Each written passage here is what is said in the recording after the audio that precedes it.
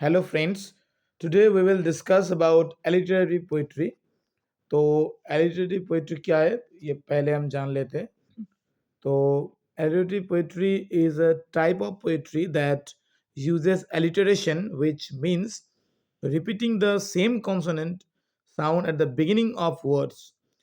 अर्थात जब कभी भी कोई वर्ड स्टार्ट होता है और वो वर्ड स्टार्ट के समय जो अल्फ़ाबेट यूज़ होता है, वो अल्फ़ाबेट जब रिपीट होने लगता है तो वो रिपीटेशन को एलिटरेटिव पोएट्री कहते हैं.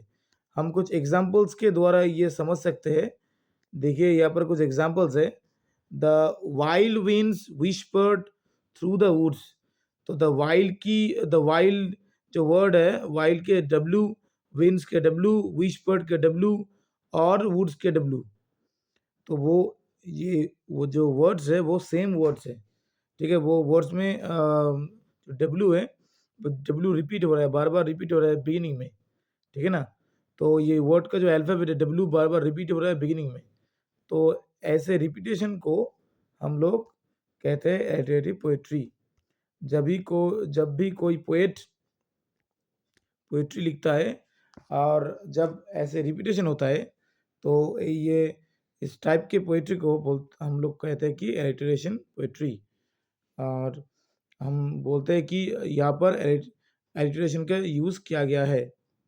तो देखिए, this style was popular in old English and middle English before rhythm poetry become common. Old English और मिडिल इंग्लिश में ये बहुत पॉपुलर था. अब मॉडर्न इंग्लिश के जो पोएट्स है, जो रोमांटिक एरा के जो पोएट्स है, उसके आगे ये सब पोएट्री बहुत पॉपुलर था. It help create rhythm and made poems easier to remember.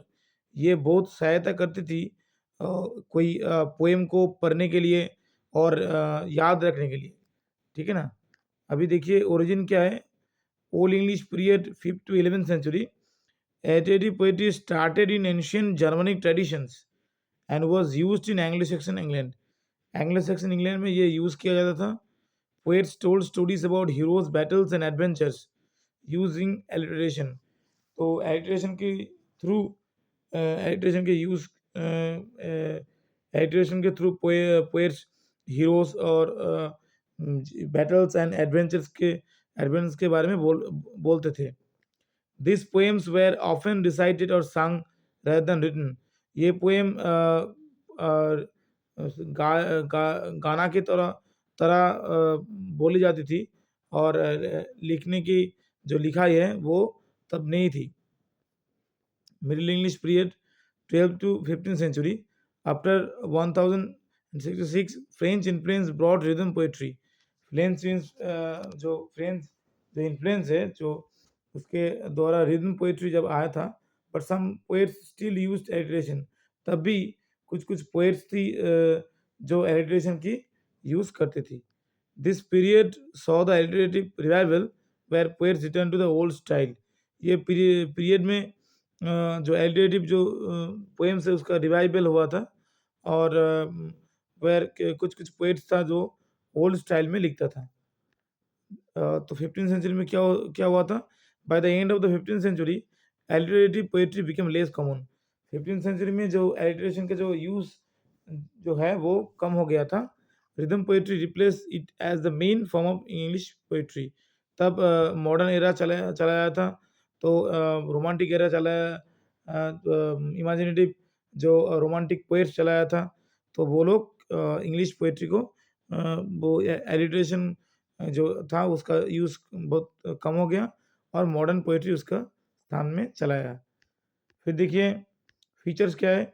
Alliteration repeats the same consonant sound at the beginning of the words. Example देखिए. The wild winds whispered through the woods. तो wild का जो word का जो first alphabet है W, winds का first alphabet W, whispered का first alphabet W, on woods का फर्स्ट अल्फाबेट डब्ल्यू है. 4 straight line. Each line usually has 4 strong beats. ये हर एक लाइन में जो फर्स्ट वर्ड का जो फर्स्ट अल्फाबेट होता है उसमें स्ट्रेस पड़ता है. No rhyme. यहाँ पर it does not use the end rhymes like modern poetry. Modern poetry में एक जो एंड होता है उसमें एक राइम होता है, मगर एलिटरेशन पोइट्री में वो नहीं होता था। Pause. A strong pause divides the tool in line to the two parts. और कुछ कुछ लाइन में क्या होता है, लॉन्ग पॉज होता है, मैंने एक लाइन बोलने के बाद कभी क्या करता है, रुक जाता है, फिर दोबारा कोई लाइन बोलता है। तो ऐसा long strong pause divides the line to two parts. Old tradition, this poems were mean to be spoken और संग। ये पोएम बोला जाता था और गाय की तरह सॉन्ग की तरह, गायकी की तरह बोला जाता था, making them easier to remember, और याद रखने के लिए। मेजर पोएट्स क्या होता है, मेजर पोएम्स और poets old English 15 to 11 century. Beowulf एक बहुत बड़ा नाम है, 70 टू 100 एडी में। Most famous literary poem tells the story of Beowulf, a hero who fights Grendel and Grendel's mother and a dragon. तो Beowulf एक बहुत अच्छा एग्जाम्पल है एडिटेशन एडिटिव पोइट्री का। क्या एक लाइन Beowulf का है, ग्रेंडल केम बियरिंग गॉड्स एंजर एंगर। तो देखिए ग्रेंडल में जी होता है और गॉड्स में जी होता है, तो यहाँ पर दोनों स्थान में जी जी का यूज़ किया गया है। The Wanderer and the Seafarer, ये भी एक एग्जांपल है। Sad poems about loneliness, fate and searching for meaning, ये एडिटेशन का एक एग्जांपल है। तो show the struggles of people who feel lost in life, तो ये इस जो पोएम है ये पर भी एडिटेशन यूज़ किया गया है। मिडिल इंग्लिश पोइट्री क्या है, 12th to 15th century. Sir Gawain and green knight, famous poem about sir Gawain and a knight who faces the green knight in a test of honor. Uses alliteration to create a musical and dramatic effect. Piers Plowman by William Langland के द्वारा जो poem लिखा गया है उसमें भी एडिटेशन use किया गया है। देखिए क्या है, a long poem about society, religion and the struggles of poor people. Example क्या है, इन्हें summer season where the sun was soft। देखिए समर में एस है, सीजन में एस है, एंड सन में भी एस है और सॉफ्ट में भी एस है। बार बार एस एक वर्ड के स्टार्टिंग में अल्फ़ाबेट की तरह, अल्फ़ाबेट जो होता है वो एस एस यूज़ किया गया है, तो ये एक एडिटेशन है। Later influence, Gerald Manley Hopkins, 19th century, used alliteration in his poems like The Wind Over, I Caught This Morning's Minions, Kingdoms of Daylight, Dublin। यहाँ पर भी एडिटेशन यूज़ किया गया है, बार बार एम के वर्ड यूज़ किया गया है, mornings minions etcetera. J.R. Tolkien, 20th century, inspired by literary poetry, ये भी एक एलिटरेरी पोइट्री का एग्जाम्पल है। डिक्लाइन एंड लेगेसी में चला जाता है। Literary poetry decline when rhyme poetry become popular. जब राइम पोइट्री मतलब जब जब एक राइम के थ्रू पोइट्री लिखा जा रहा था, तब एलिटरेशन की जो पोइट्री का जो स्टाइल है वो धीरे धीरे बंद हो रहा था।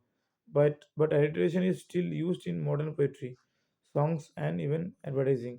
बट अभी भी एलिटरेशन यूज़ किया जाता है मॉडर्न पोइट्री में, सॉन्ग्स में और एडवर्टाइजिंग में एलिटरेशन यूज़ किया जाता है।